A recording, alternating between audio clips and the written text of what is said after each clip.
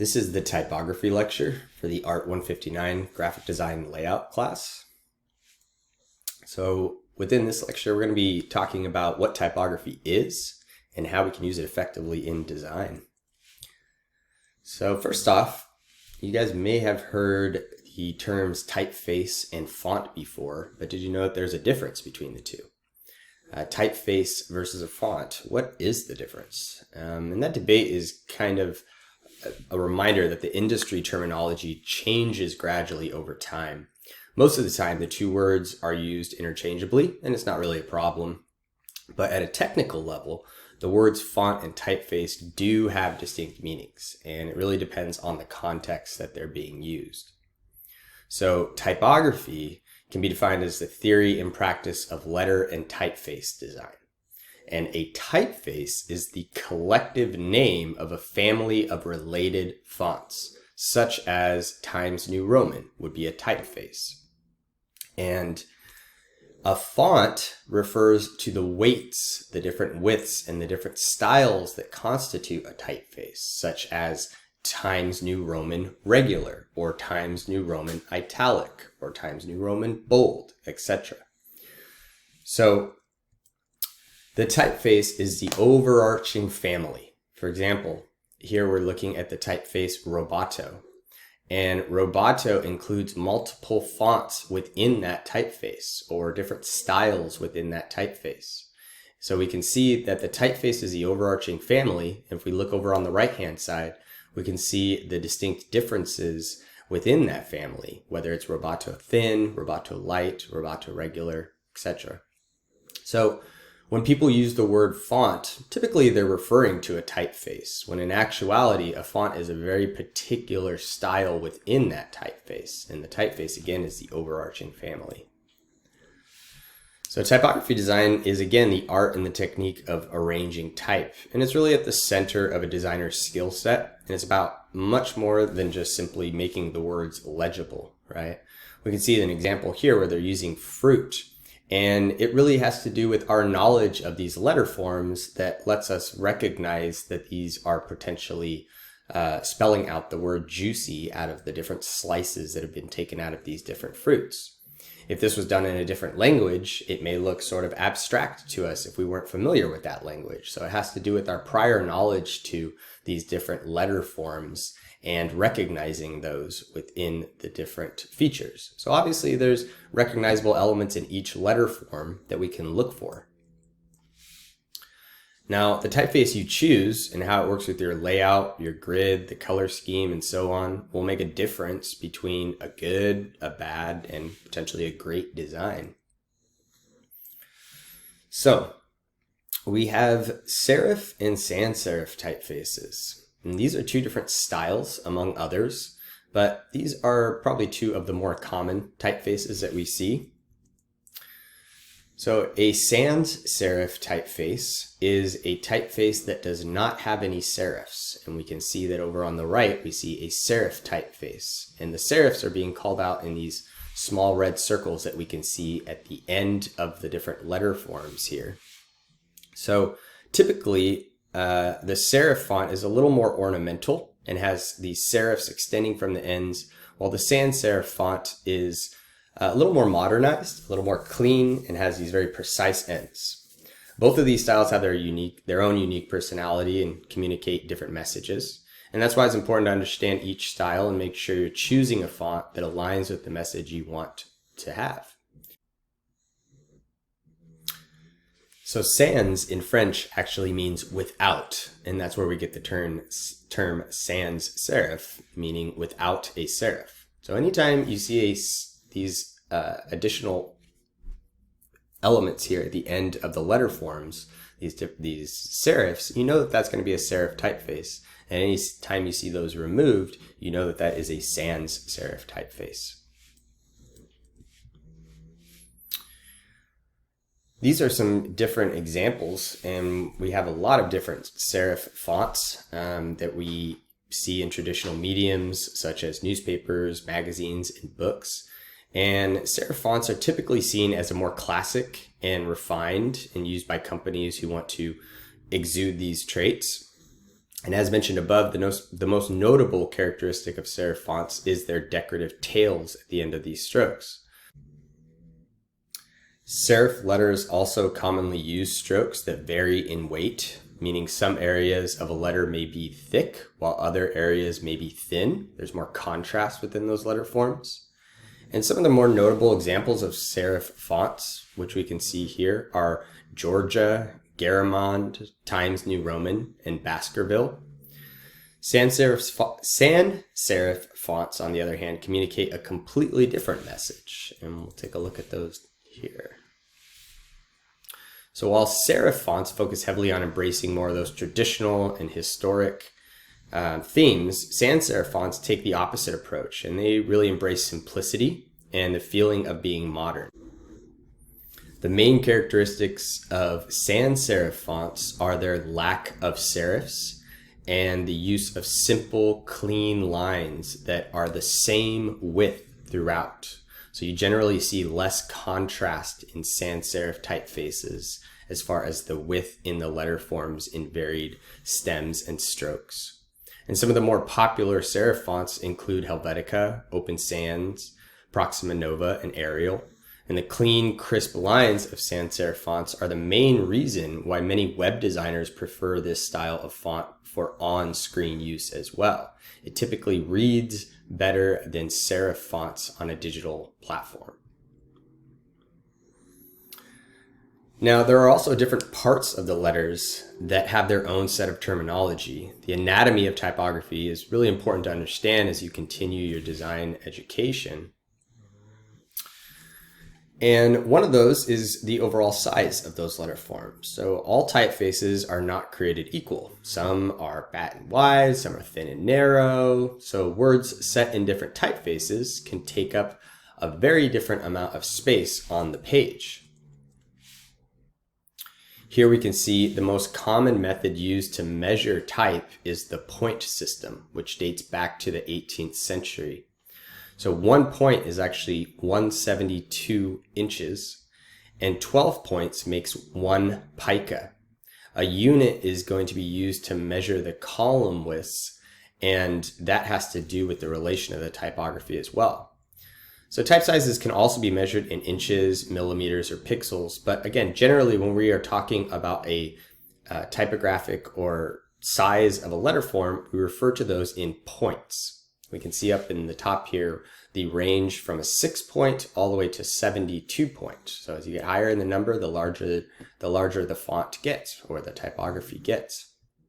And 12 points is generally going to be used for body copy, where 72 points would be used for more of a display type, and you can kind of see that range that's being used. You generally do not want to use anything below 6 point, sometimes even 8 point, depending on the typeface in your design, because it can sometimes be difficult to read. Kerning is the space between two individual letters, and it's used when you need to move only one letter because it is either too far or too close to its companions within the space. So here we can see that the L, the A, and the V are being placed together in their natural formatting if you were to just go in and type that out onto the computer. But what you'll notice is that because the L and the A take up the majority of their sort of compositional box around the letter form, and then we have the A and the V here, which have these sort of shared diagonals within the space. The spacing between the A and the V and the L and the A is very different. And again, that is because they're really looking at these sort of invisible boxes around these letter forms, trying to make certain assumptions. But we can see that when we look over on the right, this reduced kerning within the space, bringing the A and the V together, brings a much more attractive feel to that letter form set in the way that those are positioned. Now, generally, this is not going to be something that you pay attention to in things like body copy or smaller text, where you might have a lot of text within your paragraph. This will typically be something you'll pay attention to in larger areas of text where this is much more noticeable. There's fewer words, but they are larger on either the screen or the page. Tracking is similar to this, but this is actually the proportional space between all the letters in the body of text. So instead of just changing the relationship between two letters, you're actually changing the spacing between all of the letters in the text. And being able to change the tracking helps to fit more letters in a small space, or potentially spread out letters if they are too tight. So here we can see that the tracking is going to affect all of the letter forms within that word versus just the kerning, which affects the spacing between two individual letters. And this is a great example of this here, because many times when we use typefaces that mimic a script font meant to be handwritten, there might be some spacing in between that takes us out of that, because the ligatures or the connections between these letter forms is not happening how it's intended to be happening. And when we bring in the tracking, we see that that connection is much stronger. It feels like these letter forms are actually being created in a much more traditional style, almost as if you were handwriting this. Another thing we want to look at is leading. And leading is the space between your baselines, or the space between your lines of text. And this means that when we manipulate the leading, we can change the way the paragraph looks. So here on the left, we can see that we have rather tight leading, meaning the spacing between each one of these sentences is pretty close together. And we can see where we have letter forms like the Y, which have descenders, which goes below the baseline here on the Y. And we also have ascenders here, like on the D or the apostrophe.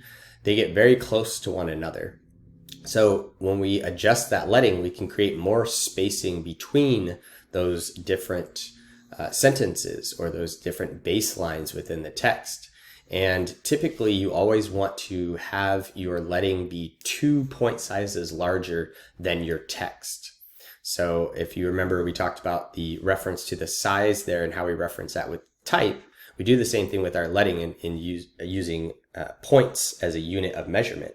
So for example, if you have a 12-point font, you typically want to use maybe a 14-point leading to give yourself some healthy spacing between.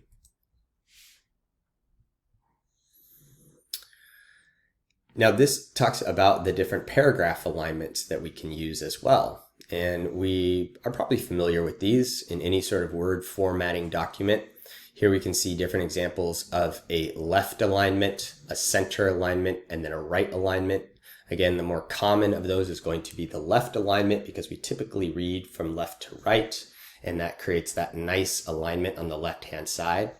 Another term that we use in design for these alignments is rag right here for our left alignment. And we can see that the right-hand side of this text box is sort of ragged. So we refer to that as rag right. And when we're talking about our right alignment here all the way to the right, we refer to this as rag left. Then we also have justified text, and this is going to be when your text runs all the way through the actual text box. And you can see that we actually have alignment on the left and the right of this text box here, along with the center and the right hand example here. The only real difference here that we can see is the bottom sentence, and these are different options that you have within your justified settings. Basically, you would have a justified text with the bottom sentence being left aligned, a justified text with the bottom sentence being center aligned, or a fully justified text, which takes the bottom sentence and runs it all the way across there. Now, the only downside to using justified text is that we do not have as much control over the spacing here between these words, because it is having to bring these words all the way to the end of the text box. So you'll notice when we look at justified text, you'll get variations in spacing. Some of the spacing between the words on each sentence is very large, while others are rather small.